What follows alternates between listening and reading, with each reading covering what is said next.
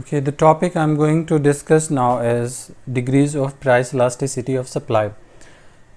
Degrees of price elasticity of supply are divided into 5 in numbers. Number 1 is elastic supply, and in case of elastic supply, the price elasticity of supply would be greater than 1. And number 2 situation is inelastic supply, and in case of inelastic supply, the value of price elasticity of supply or its coefficient would be lesser than 1. The third situation is unit elastic supply, and in case of unit elastic supply, the value of price elasticity of supply would be equal to 1. The fourth situation is perfectly or totally or completely elastic supply, and price elasticity of supply would be infinity in this situation. And the last and fifth situation is perfectly inelastic, perfectly, totally or completely inelastic supply, and the value of PES would be equal to 0. So now I will discuss each and every point in detail. First of all, in case of elastic supply, when a small change in price leads to greater change in quantity supplied, it is called elastic supply, and we can say that change in quantity supply would be greater than change in price. Now we can draw a schedule showing elastic supply. Suppose initially price is $10, quantity is 100 units, price increases to $12, quantity increases to 140 units. So we can see that there is 40% rise in quantity due to 20% rise in price. It means supplier would be more flexible in supplying good.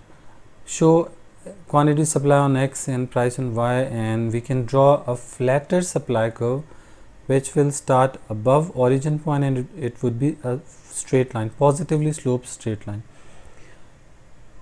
We can show points when price is 10, quantity is 100, and when price increases to $12, quantity supplied will rise to 140 units. So we can see that change in quantity supplied, which is 100 to 140, is greater than change in price, which is 10 to 12. So change in price is smaller than change in quantity supplied. Change in price is shown on y-axis and change in quantity is shown on x-axis. So change in quantity supplied is more than change in price. Okay, now we can see that every straight line supply curve which starts above origin point has elastic supply as a basic principle. Suppose we have supply curve S, S1 or S2. All of these supply curves will have elasticity greater than 1. All of them are flatter in nature and all of them have elastic supply. Inelastic supply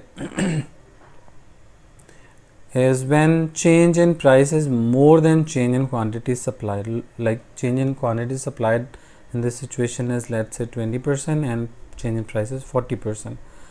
So if we calculate the value of price elasticity of supply by using formula percentage change in quantity supply over percentage change in price, so percentage change in quantity is 20% and percentage change in price is 40%. So put the values in formula. That would be 20% over 40%. It will give us 0.5 or 1 over 2. It is less than 1. So 0.5 is less than 1. We call it inelastic supply. And when we draw its graph would be steeper. Will start below origin point and it would be steeper in shape. Let's say price is $10 initially and quantity is 100. And price increases to $14, which is much greater, and quantity supplied increases to 120 units.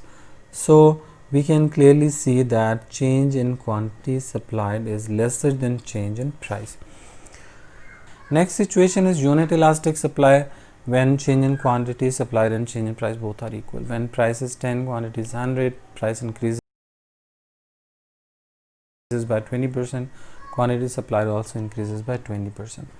So when we draw graph will start from origin point and showing that there is proportionate change in price and quantity supplied. Let's say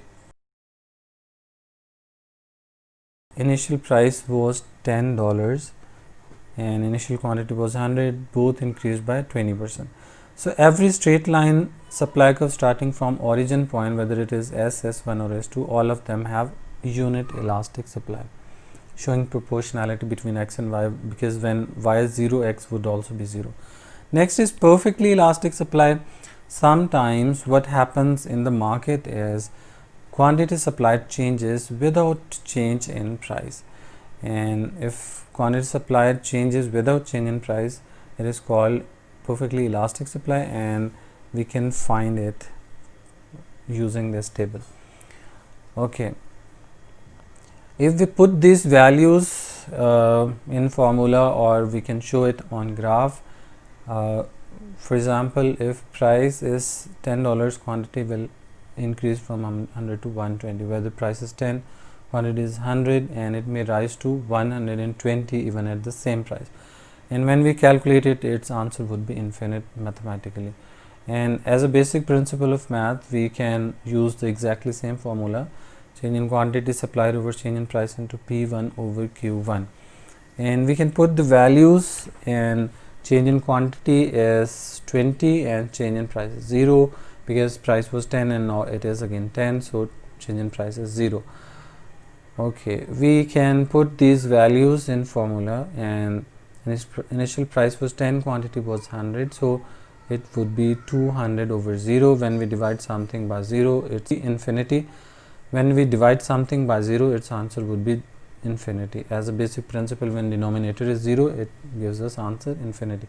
Last situation is perfectly or totally or completely inelastic supply, and it happens when change in price does not affect change, does not cause change in quantity supplied. So change in price leads to no change in quantity supplied. For example, we have price $10, quantity 100, and price increased to $12, but quantity remained the same. So when we draw its graph, it would be a vertical straight line showing that quantity is constant at every price. Quantity is 100, even price is $10, and even it is $12. So change in price does not affect quantity supplied. Alright, now we can find its value mathematically, and its value must be equal to 0. Write the formula, exactly same formula we have been using. So there is 0 change in quantity supplied because it was 100, now it is again 100, and put the values. Change in price is 2, initial price was 10 and quantity was 100. 0 over 200 is equal to 0. So answer is 0.